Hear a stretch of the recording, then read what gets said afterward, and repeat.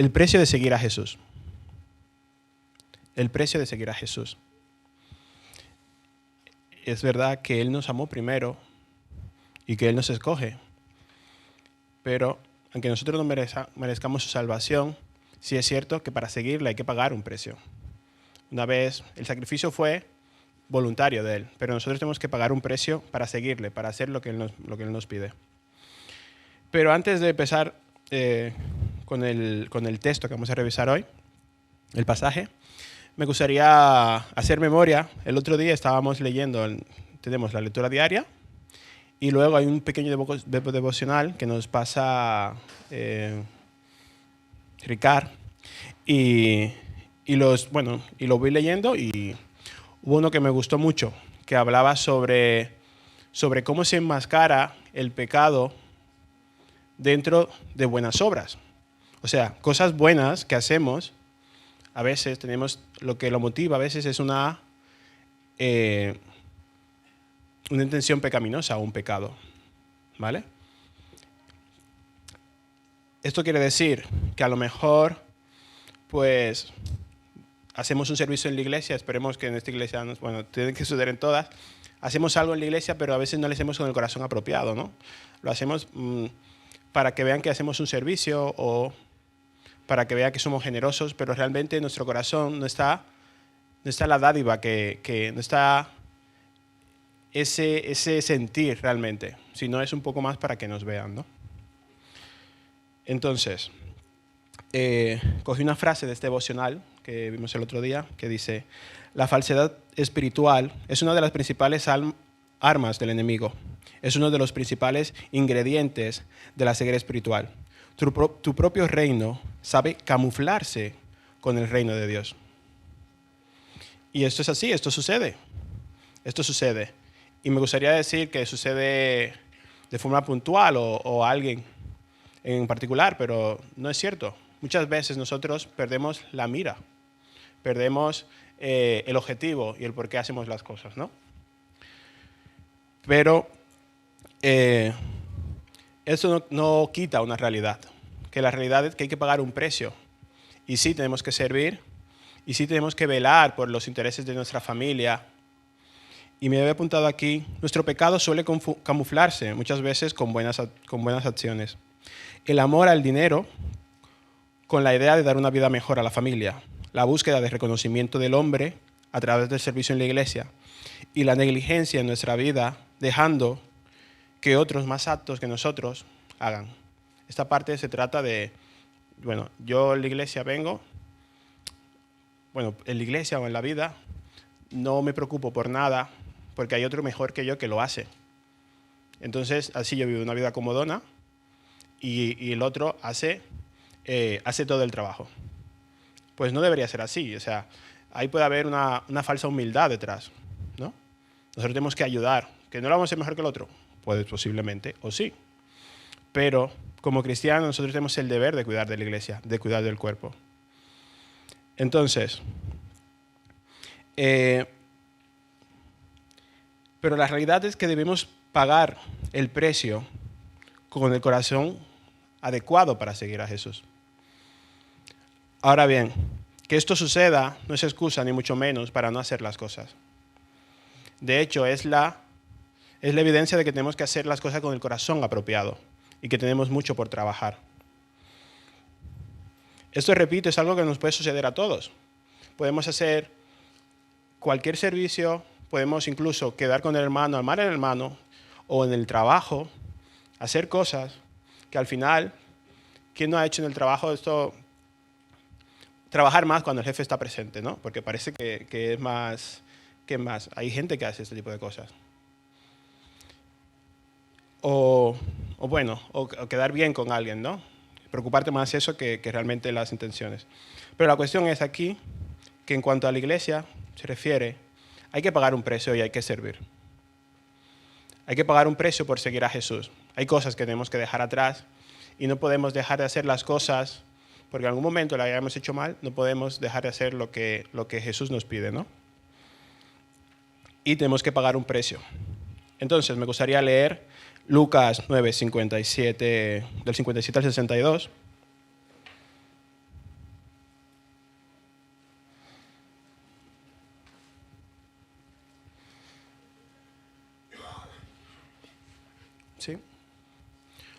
Lucas 9, del 57 al 62.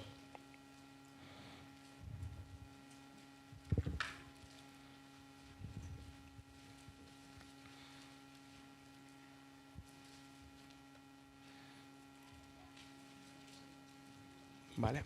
Dice, yendo ellos, uno le dijo en el camino, Señor, te seguiré donde quiera que vayas.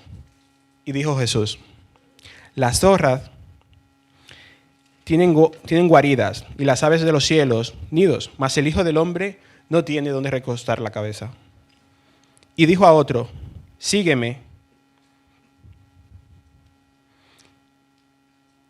Él le dijo, Señor, déjame que primero vaya, entierre a mi padre. Jesús le dijo, deja que los muertos entierren a sus muertos. Tú ve y anuncia el reino de Dios.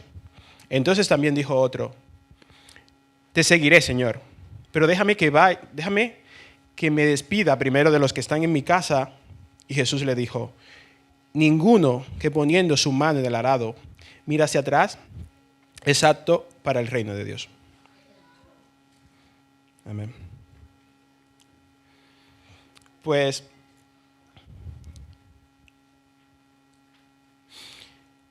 antes lo de la introducción venía porque se relaciona con la intención camuflada en el corazón, ¿no? Podemos ver, aquí tenemos 3 personajes y cada personaje le da una respuesta distinta a Jesús, pero con un mismo trasfondo, ¿no? Que no puede, que tiene algo más importante que hacer, que no tiene ese tiempo que se le requiere. Entonces Jesús le da respuestas concisas y concretas a cada uno de ellos. En el primer personaje dice, yendo ellos, uno le dijo en el camino, Señor, te seguiré a donde quiera que vayas. Y le dijo Jesús, las zorras tienen guaridas y las aves de los cielos nidos, mas el Hijo del Hombre no tiene donde recostar la cabeza. Recordemos que Jesús, durante su ministerio, pues tuvo mucho éxito. De hecho, claro, cuando le predicaba a los 5,000, cuando alimentaban a sitios importantes a cenar, cuando se codeaba con gente de estatus, pues evidentemente esto llamaba la atención. Evidentemente, esto era algo que se podrían buscar las riquezas a través del ministerio, ¿no? Pero Jesús les responde,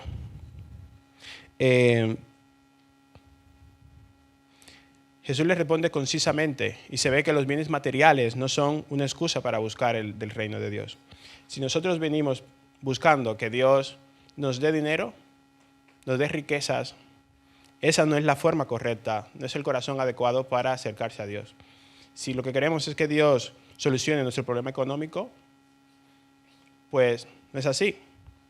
De hecho, Jesús nos dice lo contrario, nos dice que es un precio a pagar, ¿no?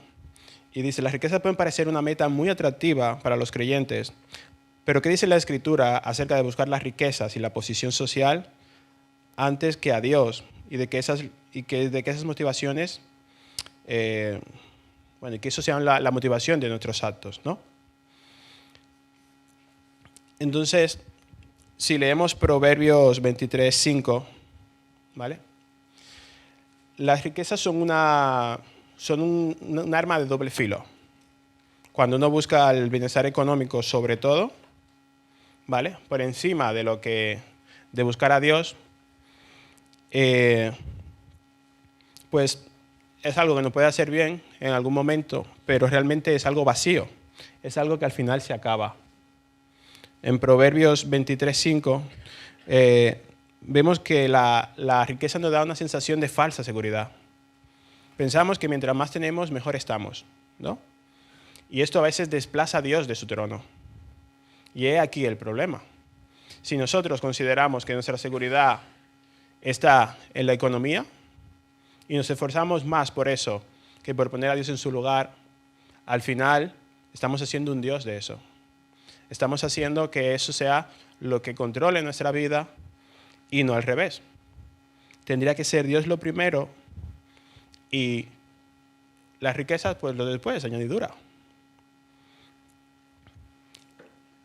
Jesús no tiene problema, Dios no tiene problema con que tengamos dinero, con que haya riqueza, ¿no?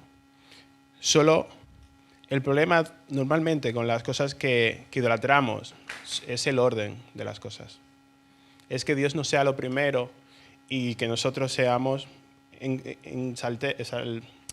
idolatremos otra cosa por encima de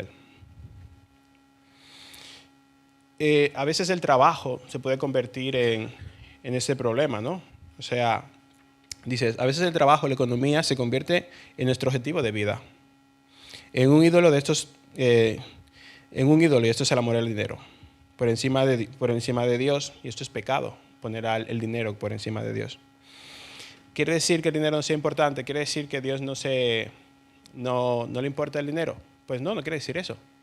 Quiere decir que Dios es lo más importante y todo lo otro pende de Él. Entonces, no solo es que queramos el dinero a toda costa, sino también a veces el uso que hacemos del dinero.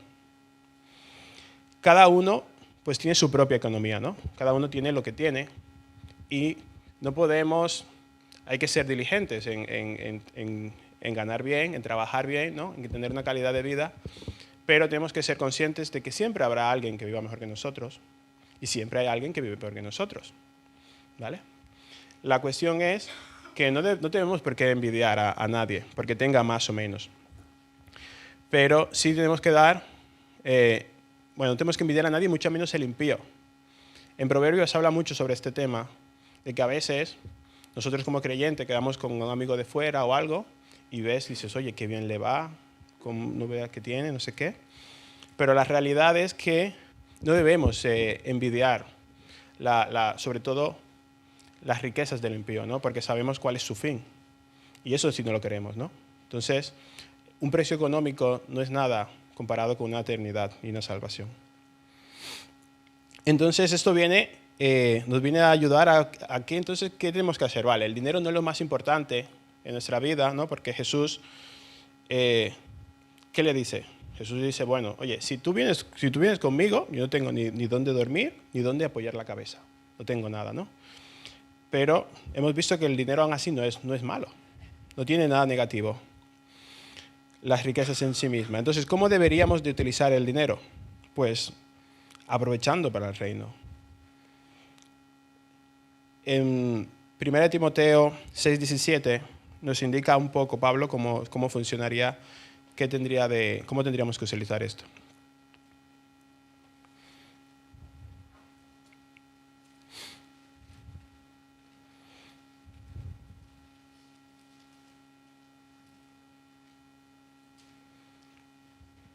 Dice, a los ricos de este siglo, mandad que no sean altivos, ni pongan la esperanza en las riquezas, las cuales son inciertas, sino en el Dios vivo, que nos ha dado todas las cosas en abundancia para que la disfrutemos.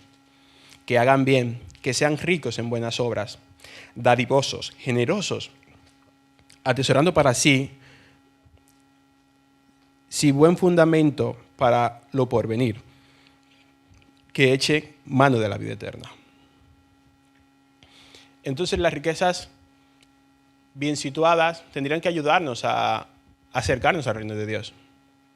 Tendrían que ayudarnos en nuestra vida espiritual, ¿no? A tener cierta libertad. O sea que tienen una utilidad. El problema es cuando quitamos a Dios del trono y lo ponemos a Él. Y ponemos las riquezas, ¿no?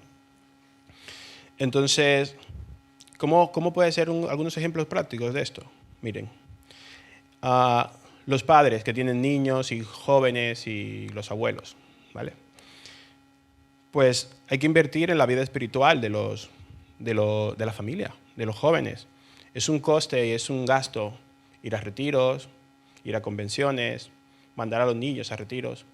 Pero eso es una inversión necesaria en la eternidad. Estamos ayudando a que ellos se acerquen al reino, ¿vale? Entonces, no pasa nada si tienen que hacer otro tipo de vacaciones, pero que poder ir a un retiro de matrimonios, que los niños puedan ir a un retiro de niños, un retiro de jóvenes, donde puedan comer alimento espiritual, donde puedan crecer. Entonces, al primer personaje ya vemos que Jesús le dice que las zorras tienen donde guardar, tienen donde esconderse, y las aves del cielo donde recostar la cabeza, pero él no tiene nada. Jesús no nos ofrece riquezas. Jesús no puede ser nuestro fin último con él. Ese es un precio que va a pagar. Las riquezas tienen que ir tienen que ir servir a él y no a nosotros, y no nosotros a las riquezas. Entonces, el segundo personaje dice, y dijo a otro, sígueme. Y él dijo, Señor, déjame que primero vaya y entierre a mi padre. Jesús le dijo, deja que los muertos entierren a sus muertos, y tú ve y anuncia el reino de Dios.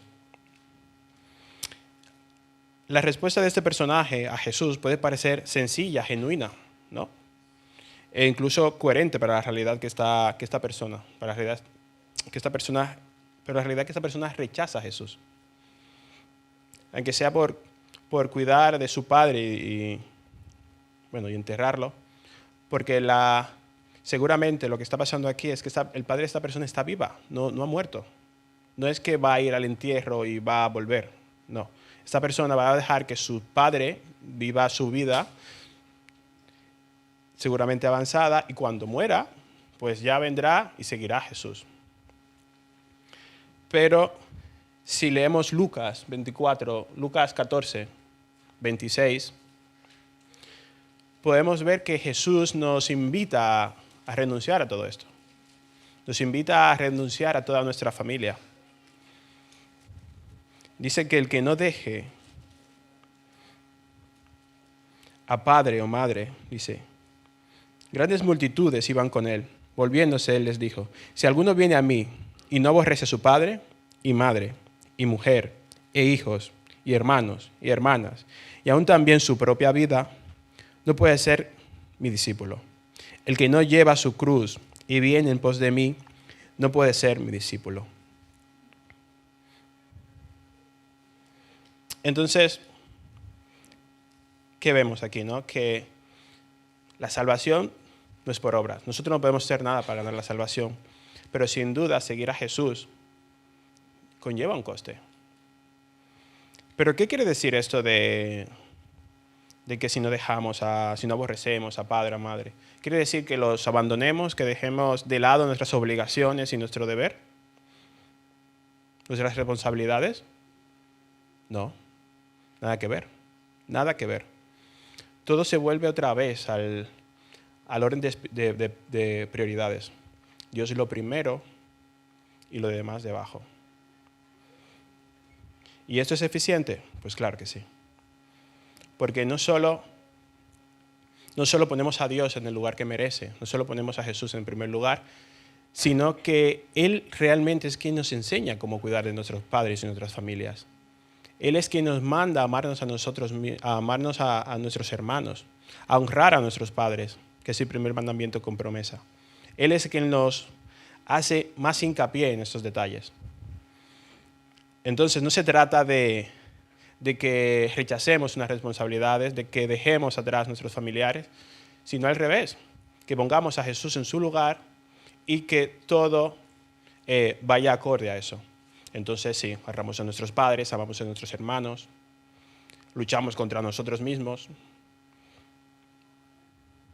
porque eso es otro también, nos pide que nos aborrezcamos a nosotros mismos, que son de las luchas más feroces que tiene el cristiano, luchar contra sí mismo. Así que un precio a pagar es poner a Dios en su lugar, ¿no? En cuanto a la familia, y luchar con esa idolatría que a veces sucede, ¿no? De que la familia es lo más importante. La familia es importante, no lo más, pero es importante. Dios está por encima, ¿no? ¿Y por qué? Dios guarda a tu familia y Dios guarda a tus amigos. Y tenemos que rendir cuentas a Él. Pero eso no acaba aquí. Todavía tenemos otro tercer personaje.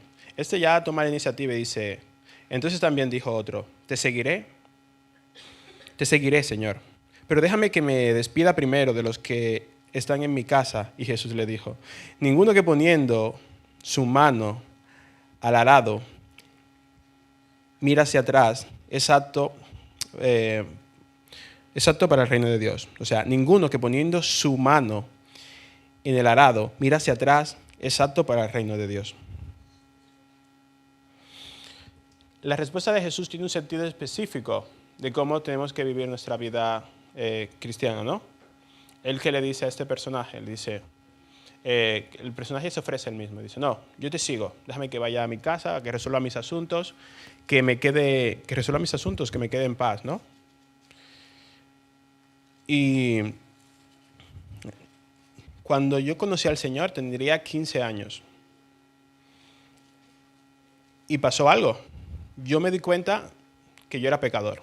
Yo lo reconocía. Reconocía que había vivido de espaldas a Dios, que había hecho cosas que no le agradaban. Y esto me pesaba profundamente en el alma y en el corazón. Pero mi solución era que no era digno. Y efectivamente, esa era la conclusión lógica. Pero aconteció que yo pensaba que tendría que mejorar, que hacerme mejor, que resolver un poco mi pasado antes de ir delante de Dios. Y eso nos pasa. Pensamos que tenemos que arreglar cosas, que ser mejor para ir delante de Él, como si ser mejor nos hiciera más digno. Pero realmente no funciona así. La gracia no funciona así. Él nos aceptó y Él nos limpia. Él nos va quitando cosas. Y nosotros tenemos que crecer en santidad. Entonces, de esto se trata aquí. Se trata de que no podemos arrastrar nuestro pasado con nosotros cuando vinimos al Señor. Sea cual sea. A veces puede ser bueno, a veces puede ser malo. ¿Es difícil dejarlo atrás? Pues claro que es difícil. Porque ahí entran otros factores que empeoran la situación. Entonces, si ya es difícil dejarlo atrás, todo, si mezclamos el pecado y nosotros mismos, el pecado y el enemigo, tenemos un conjunto explosivo, ¿no? Que nos van machacando con nuestro pasado, con lo que hemos hecho bien, con lo que hemos hecho mal. Y tenemos grandes ejemplos en la Biblia porque podemos ver que Pablo renunció a mucho para servir al Señor. Pablo tenía una vida bastante acomodada, tenía un estatus, pero él lo dejó todo como por basura para servir al Señor. Y eso es un gran ejemplo. Luego tenemos otro ejemplo grande, sí, Moisés. Moisés tuvo que renunciar a muchas cosas para defender a su pueblo. Moisés era era adoptado, pero era hijo de la hija del faraón. Vivía una buena vida Moisés, muy acomodada. Pero tuvo que renunciar a aquello para dar la cara por su pueblo. E incluso luego que se va, porque surge este inconveniente que mata a alguien en una pelea, y se va a un sitio a vivir su vida, porque él, claro, dejarlo allí, se olvida de todo, pero Dios lo va a buscar y le dice, no, vente que tú tienes que liberar a mi pueblo, tienes que servirme. Y claro, y otra vez tuvo que dejar atrás su pasado de culpa, de responsabilidades y de según qué cosas, para servir al Señor. Y para Moisés tampoco fue sencillo. Pero también tenemos otros ejemplos de pasados complicados. María Magdalena era públicamente reconocida como prostituta, como trabajadora sexual. Y decidió seguir a Jesús. Pero no decidió seguir a Jesús en plan, se esconde en una esquina, no. Lo dio todo. Le limpió los pies con perfume, hizo todo lo público que se pudo hacer y se reconocía, y la menciona la Biblia en sitios públicos y abiertamente.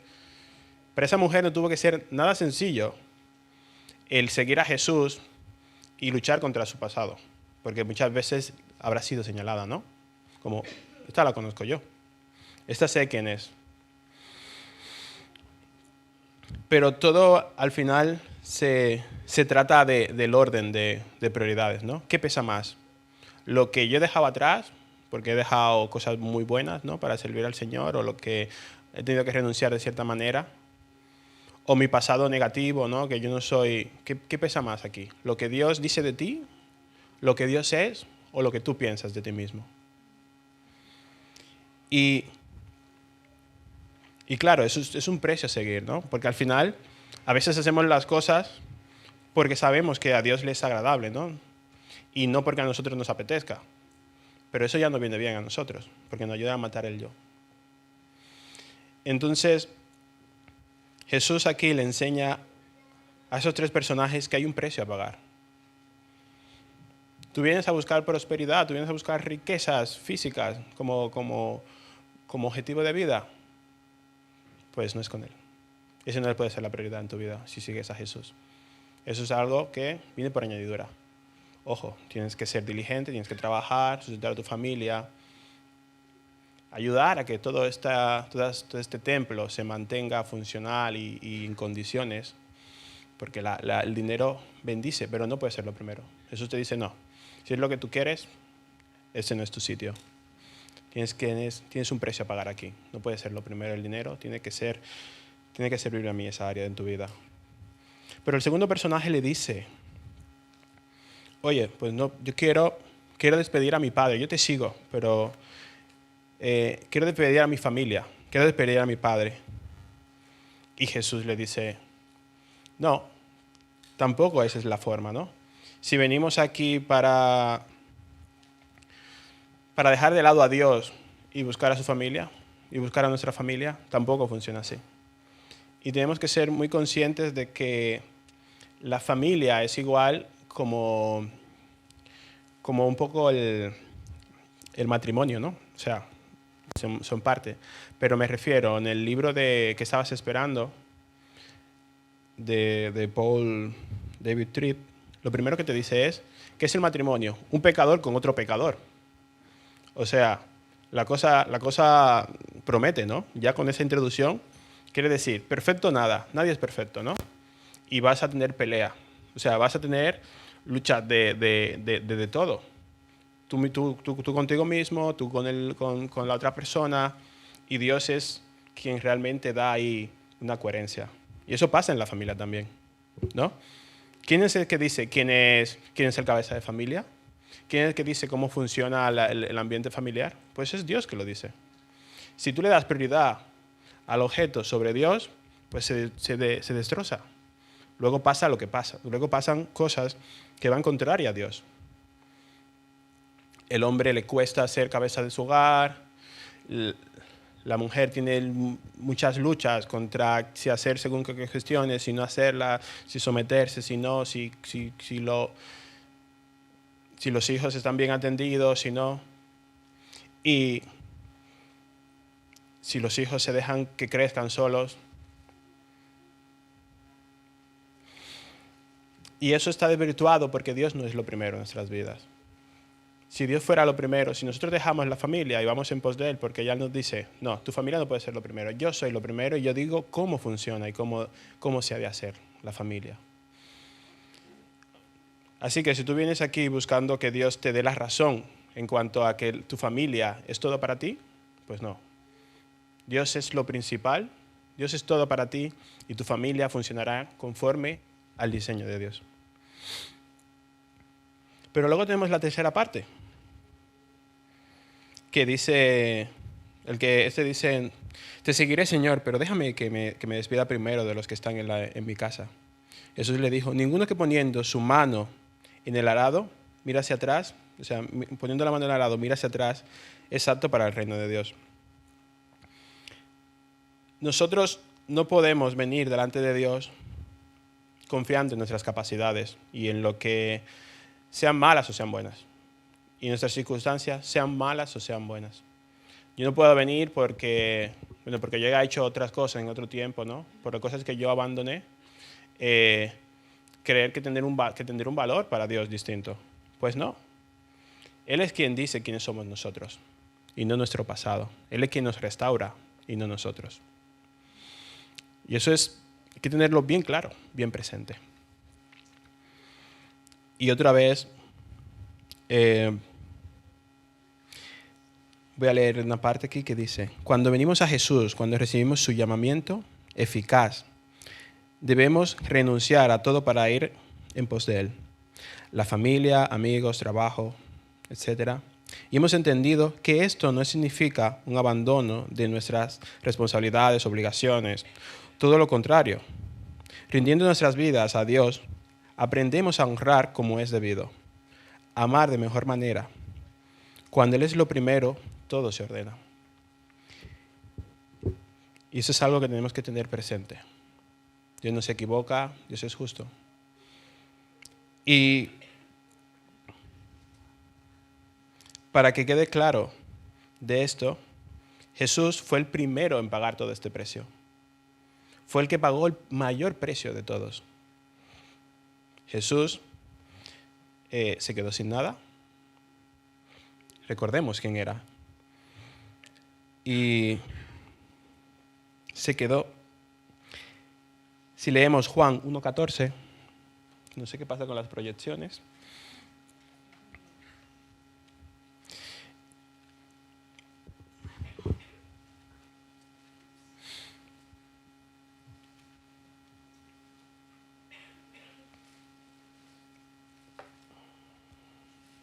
Dice, aquel verbo fue hecho carne y habitó entre nosotros. Y vimos su gloria, gloria como el unigénito del Padre, lleno de gracia y de verdad.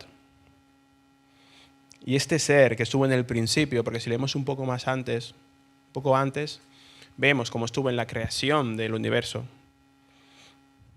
Este ser tan maravilloso, poseedor de todo, se hizo hombre, se hizo carne. Se hizo carne y vino a vivir con nosotros. Esto es dejarlo todo, pero a niveles que no entendemos, ¿no? ¿Cómo Dios mismo se hace hombre y vive entre nosotros? Así que vemos cómo paga el precio de renunciar a todo, de renunciar a riquezas, a cargos, a todo. Se hizo un hombre de a pie como nosotros. Y si el segundo punto sería, si vamos a Lucas 8:19 al 21, vemos que Jesús renuncia a su familia. Jesús renuncia a su familia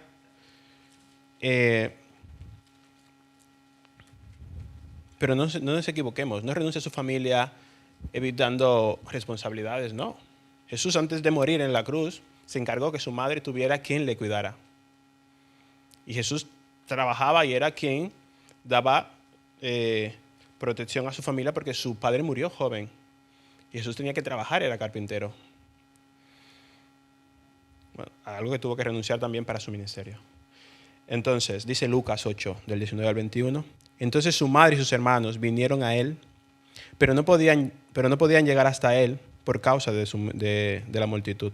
Y se le avisó diciendo, tu madre y tus hermanos están fuera y quieren verte. Entonces respondiendo les dijo, mi madre y mis hermanos son los que oyen la palabra de Dios y la hacen. Entonces, Jesús no renuncia a sus responsabilidades, no. Él hace que su familia sea más grande. Él hace que todos nosotros seamos su familia. Porque seguimos sus enseñanzas, porque lo seguimos a Él, porque queremos pagar el precio, aunque a veces nos cueste. Y para acabar, me gustaría leer otro texto que hace también énfasis en esto, ¿no? Hemos visto que Jesús renunció, hemos hablado primero del pasaje, cómo hay que renunciar a las riquezas para seguir a Jesús. El segundo personaje nos ha hecho ver cómo hay que renunciar cómo tenemos que renunciar a nuestra familia. Cómo tenemos que pagar un precio, ¿no? Con las riquezas primero y con nuestra familia también. Ese pagar el precio se refiere a poner las cosas en orden. En decirte a ti mismo, no es mi marido, no son mis hijos lo primero en mi vida, es Dios lo primero en mi vida. Y yo sé que haré lo mejor para ellos si Dios es lo primero en mi vida. Y tenemos que ser conscientes de ello. El día que perdamos esa visión, de ese punto de visión, pues todo irá peor. tenemos un gran estratega que siempre nos echará una mano a pensar que eso está bien, todo empezará muy bien, pero luego todo acabará muy mal. Entonces, en el tercer punto me gustaría leer Filipenses 2, del 1 al 11, que dice: por tanto, si hay alguna consolación en Cristo, si hay algún consuelo de amor, si hay alguna comunión del Espíritu, si hay algún afecto entrañable, si hay alguna misericordia, completad mi gozo sintiendo lo mismo, teniendo el mismo amor, unánimes, sintiendo una misma cosa. Nada hagáis por contienda o por vanagloria. Antes bien, con humildad, estimando cada uno a los demás como superior a él mismo, no mirando cada uno por lo suyo propio, sino cada cual también por lo de los otros. Haya pues en vosotros ese sentir que hubo también en Cristo Jesús, el cual, siendo en forma de Dios, no estimó el ser igual a Dios como cosa que aferrarse, sino que se despojó a sí mismo, tomando forma de siervo, hecho semejante a los hombres, y estando en la condición de hombre, se humilló a sí mismo. Se humilló a sí mismo, haciéndose obediente hasta la muerte de cruz. Por lo cual Dios también le exaltó hasta lo sumo, le dio un nombre que es sobre todo nombre, y para que en el nombre de Jesús se doble toda rodilla de los que están en los cielos y en la tierra y debajo de la tierra, y toda lengua confiese que Jesucristo es el Señor, para la gloria de Dios Padre. Amén. Pues sí, Jesús renunció a todo. ¿Por qué? Por nosotros. Para que podamos estar aquí, para que podamos vivir otro tipo de vida y tener una esperanza superior, una esperanza más allá de este mundo. Y si aún no eres seguidor de Cristo,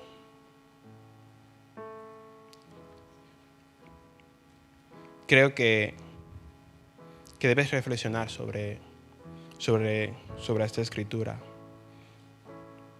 y ver el precio que Él ha pagado y buscarle.